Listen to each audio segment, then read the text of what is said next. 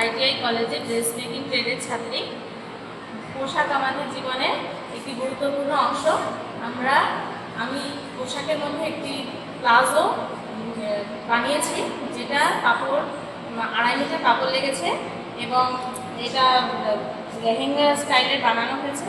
এই কাপড়টিতে ডেকোরেশন করার জন্য লেস ব্যবহার করা হয়েছে এবং এটি খুব কমফোর্টেবল একটি ড্রেস, যেটা কুর্তি এবং টপের সাথে পরা যাবে এবং সবাই কমফোর্টেবল হবে। এটা বানাতে আমাদের 2 থেকে 2.5 ঘন্টা সময় লেগেছে। এটা বাটার সিল্ক কাপড়ের উপরে নেওয়া হয়েছে, যেটা সমস্ত গরমে এবং শীতে দুটোতেই কমফোর্টেবল হয়, কোনো অসুবিধা হবে না।